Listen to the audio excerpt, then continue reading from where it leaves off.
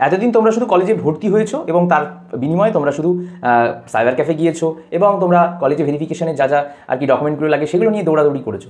শুনছো যে কলেজে ভর্তি হবে, কলেজে ক্লাস শুরু হবে। তোমাদের আগে একটা রাউন্ডের কলেজের ক্লাস কিন্তু অলরেডি শুরু হয়ে গেছে। এবার তোমরা অপেক্ষা করছো যে আমরা মপ আপ রাউন্ডে আপগ্রেডেশন চান্স পেয়েছি, কিংবা মপ আপ রাউন্ডে শেষ যে রাউন্ডটা ছিল 4th মেরিট লিস্ট বেরিয়েছিল সেখানে চান্স পেয়েছি। আমাদের কলেজ কবে থেকে শুরু হবে, ক্লাস কবে থেকে শুরু হবে? আমাদের কি ফিজিক্যাল ভেরিফিকেশন একদিন হবে, তারপর দিন থেকে কলেজ চালু হবে?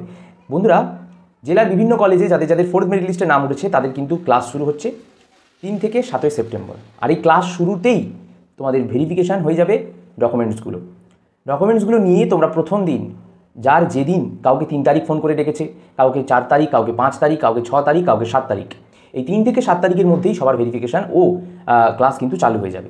তো যাকে কলেজ থেকে যেভাবে ফোন করে ডেকেছে, সেটা তোমার ওয়েস্ট বেঙ্গল স্টেট ইউনিভার্সিটি হোক কিংবা কলকাতা ইউনিভার্সিটি হোক, তোমরা কিন্তু সেইভাবেই যাবে। বোঝা গেল? আশা করছি এই বিষয়টা ক্লিয়ার হয়ে গেল। এবার অবশ্যই যাবে, কিন্তু যেতে গেলে কী কী ডকুমেন্ট নিয়ে যাবে সেটা অনেকে প্রশ্ন করেছো।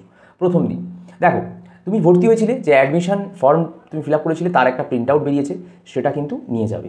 এবং ভর্তি হয়েছো, পেমেন্ট করেছো, নিশ্চয়ই ভর্তি হয়েছো, সেই পেমেন্টের যে রসিদ সেটা কিন্তু নিয়ে যাবে, সব আসল কপি নিয়ে যাবে।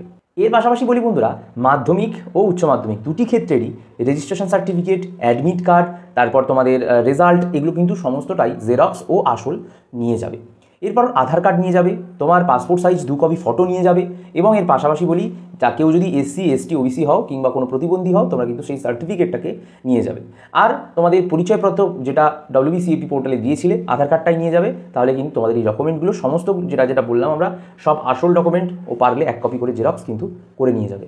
আচ্ছা, ভিডিও শেষে একটা তথ্য তোমাদের দিই, প্রতিটা কলেজের কিন্তু ডকুমেন্ট ভেরিফিকেশনের ক্ষেত্রে সব ডকুমেন্ট নিয়ে যেতে হবে না। অনেক কলেজে কিন্তু আমি যেগুলো বললাম সেগুলো বেসিক ডকুমেন্ট, এগুলো নিয়ে যেতে হয়। এবার কিছু কিছু কলেজ তারা মাধ্যমিকের অ্যাডমিট কার্ড বা মার্কশিট দেখতে অনেক সময় চায় না। তো সেক্ষেত্রে তোমরা যে কলেজে ভর্তি হয়েছো সেই কলেজের তথ্য WBCAP পোর্টাল থেকে একবার দেখে নেবে, তারা কী কী ডকুমেন্টস চাইছে ফিজিক্যাল ভেরিফিকেশনের জন্য, সেই ডকুমেন্টগুলো নিয়ে কিন্তু তোমরা কলেজে যাবে। আজকের মতো এই গুরুত্বপূর্ণ ভিডিও দিয়ে বিদায় নিলাম। ছাত্রছাত্রী বন্ধুরা, তোমাদের কিন্তু 3 থেকে 7 সেপ্টেম্বরের মধ্যে ভেরিফিকেশন ও ক্লাস কিন্তু চালু হয়ে যাচ্ছে। তো পুজোর আগে এই কয়েকটা দিন কিন্তু ক্লাস হবে, তারপর পুজো শুরু হয়ে যাবে। গণেশ পুজো রয়েছে, বিশ্বকর্মা পুজো রয়েছে, তারপর দুর্গা পুজো রয়েছে, কালী পুজো রয়েছে। আর এরপরে অনেক বন্ধুরা রয়েছে এখনও কলেজে চান্স পাওনি, তোমাদের কিন্তু 7 সেপ্টেম্বরের পর থেকে আবারও ভর্তি প্রক্রিয়া চালু হবে। তখন আমরা আবার ভিডিও করে তোমাদের সাথে কিন্তু শেয়ার করবো তথ্যগুলো। আজকের মতো ভিডিওটা দিয়ে বিদায় নিলাম, দেখা হচ্ছে নেক্সট ভিডিওতে। ততক্ষণ তোমরা খুব ভালো সুস্থ থেকো। আজকের ভিডিওটা তোমরা সকলেই জানো তোমাদের কী করতে হবে। আজকের ভিডিওটা শেষ হয়ে গেছে। Like the video, share the video, and also subscribe.